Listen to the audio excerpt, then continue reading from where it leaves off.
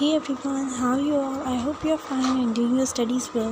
So आज हम फिर से आ चुके हैं वसंत, जो कि टेक्स्ट बुक है क्लास 8th के लिए, और हम इसमें डिस्कस करते हैं चैप्टर नंबर 2, लाख की चूड़ियाँ। फर्स्ट वीडियो में हमने इसके जो पेज नंबर 6 है उसमें यहाँ तक इस पैराग्राफ तक डिस्कस कर लिया था। अब हम यहाँ से शुरू करेंगे।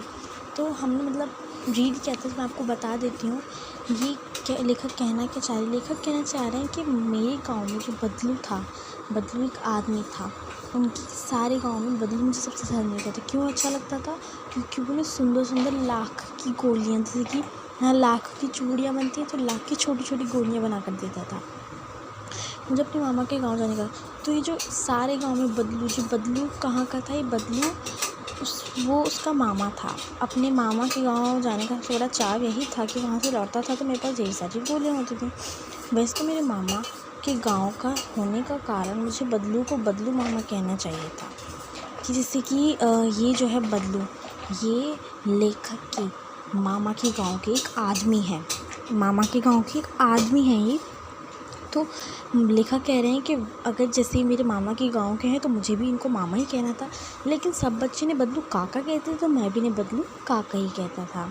बदलू का मकान कुछ ऊंचे पर था, मतलब कि कुछ ऊंचा चढ़कर बना हुआ था। वो पुराने नीम के वृक्ष, यहाँ पे वृक्ष दिखा हुआ है, उसके नीचे बैठकर क्या करता था?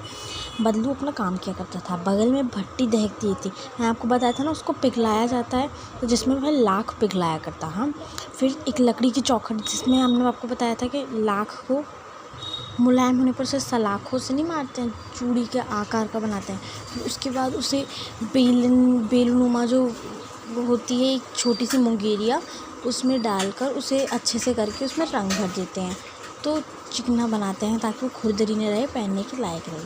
तो ये हमने पहले ही डिस्कस कर लिया था बुक से पहले। अब हम आगे बढ़ते हैं। बदलू यह कार्य सदा ही एक मच्छिए पर बैठकर किया करता था, जो बहुत पुरानी थी। मच्छिए कुछ एक खाट सी होती है, उस पर बैठकर ये हमेशा अपना काम किया करता, जो कि बहुत पुरानी थी। बगल में ही उसका हुक्का रखा रहता, जैसे वह बीच बीच में पीता रहता था। हुक्का आप जानते होंगे, गाँव में आपने देखा होगा, जिसमें चिलम भरी जाती है, ऊपर एक मोटा सा होता है और एक पाइप से निकली रहती है, उसको मुँह में, मतलब एक तरीके से वो स्मोकिंग चीज़ है जो कि हमारे हेल्थ के अच्छी है, बट वो पीता रहता था बीच बीच में। गांव में मेरा दोपहर का समय बीता बदलू के पास बीतता, वह में मुझे लला कहा करता। मतलब उनका समय ज़्यादातर उसके क्या कहते हैं, बदलू के साथ ही बीतता था, और वो क्या कहता था, उसे लला कहता था लेखक को। मेरे पहुंचते ही मेरे लिए तुरंत एक मच्छियाँ मंगा देता था। घंटों बैठे बैठे उसे इस प्रकार चूड़ियाँ बनाते देखता था, और मेरे लिए भी तुरंत एक मच्छियाँ मंगा देता जब मैं उसके पास पहुंच जाता था। और फिर क्या होता था, मैं उसको चूड़ियाँ बना के देखता ही रहता था। क्या होता है फिर, मैं लगभग रोज़ ही वह 4-6 जोड़े चूड़ियाँ बनाता। पूरा जोड़ा बना लेने पर वह उसे बेलन पर चढ़ाकर कुछ क्षण चुपचाप देखता रहता, मानो वह बेलन ना होकर किसी नववधू की कलाई हो। जैसे कि बेलन आपको पता नहीं हो, देखा होगा, एक गोल सी पाइप सी होती है, मोटी गोल पाइप होती है, उसके ऊपर चूड़ियाँ चढ़ाई जाती हैं। तो चूड़ियाँ फिर ज़्यादा जो ड्रेसिंग टेबल होता है जिसमें शीशा लगा रहता है हमारे घर में, उसमें भी वो होता है, तो उसमें चूड़ियाँ चढ़ाकर, मतलब वो डेली कितनी चूड़ियाँ बना देता, 4-6 जोड़ी चूड़ियाँ बना देता, और एक जोड़ा बन जाने पर उसको इस बेलनुमा चीज़ में लगा देता, फिर उसे चुपचाप देता रहता। जैसे कि वो जो बेलन है वो बेलन ना होकर किसी नववधू की कलाई है, जैसे कि हमारी कलाई होती है ना, उसमें चूड़ियाँ होती हैं, ऐसे वो किसी की कलाई है।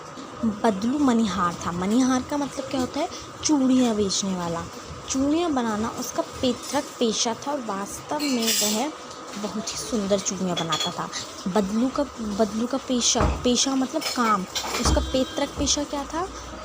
चूड़ियाँ बनाना, और वो बहुत ही सुंदर चूड़ियाँ बनाता था। उसकी बनाई हुई चूड़ियाँ की खपत भी बहुत थी। खपत मतलब कीमत जो भी बहुत थी। उस गांव में तो सभी स्त्रियाँ उसकी बनाई हुई चूड़ियाँ पहनती ही थीं। तो उस गाँव स्त्रियाँ जो थी वो उसकी बनाई हुई चूड़ियाँ ही पहनती थीं, परंतु वह कभी चूड़ियों के पैसे से नहीं बेचता ना था। उसका सभी का वस्तु विनिमय का तरीका था। और लोग अनाज के बदले से चूड़ियाँ ले जाते थे। मतलब क्या कि वो कभी पैसे से नहीं बेचता था, उसका वस्तु बेचने का यानी कि विनिमय का तरीका, जो वस्तु बेचने का तरीका होता है ना, सेल करने का, वो अलग था। वो क्या करता था, वो अनाज से बेचता था, अनाज लेता था चूड़ियों के बदले। मतलब स्वभाव में बहुत सीधा था और मैंने कभी भी उसे झगड़ते नहीं देखा। लेकिन हाँ, शादी विवाह के अवसरों में पर वह अवश्य जिद पकड़ जाता था। जीवन भर चाहे कोई उसे मुफ्त चूड़ियाँ ले जाए, परंतु विवाह के अवसर पर वह सारी कसर निकाल लेता था। मतलब कि जैसे किसी के घर में शादी है तो वो उससे पूरे पैसे लेता था, बेशक चाहे वो पूरे साल मतलब फ्री की चूड़ियाँ लेते रहें, लेकिन उस शादी के टाइम पे उन्हें पैसे देने होंगे। आखिर सुहाग के जोड़े का महत्व ही और होता है। मतलब कि पूरे साल मतलब वो वैसे ही ले जाए, लेकिन सुहाग के जोड़े में चूड़ियाँ का बहुत महत्व होता है। मुझे याद है मेरे मामा के यहाँ किसी लड़की के विवाह पर ज़रा सी बात पर बिगड़ गया था और फिर उसके मनाने में लोहे लग गए थे। मतलब कि ये एक मुहावरा है। तो मेरे मामा के यहाँ किसी लड़की के विवाह पर, मेरे मामा के यहाँ यानी कि उन्हें बदलू के गाँव में किसी विवाह पर ज़रा सी बात बिगड़ गई थी। तो मतलब बदलू को बनाने में लोहे लग गए थे, मतलब कि बहुत ज़्यादा मेहनत लग गई थी। विवाह के इसी जोड़े का मूल्य इतना बढ़ जाता था कि उसके लिए घरवाली को सारे वस्त्र मिलते, ढेरों अनाज मिलता, उसके लिए अपनी पगड़ी मिलती और रुपये जो अलग, कि विवाह पर वो इतने पैसे बता देता था कि उसे बस उसकी जो वाइफ थी, जो उसकी पत्नी थी, उसको वस्त्र अलग मिलते, ढेरों अनाज मिलता, पगड़ी मिलती बदलू को और पैसा अलग मिलता। इतनी कमाई होती थी उसकी शादियों में। तो ये जो हमारा पेज नंबर 7 है, इसको हम अगली वीडियो में डिस्कस करेंगे। तब तक हमारे चैनल के साथ बने रहिए। धन्यवाद।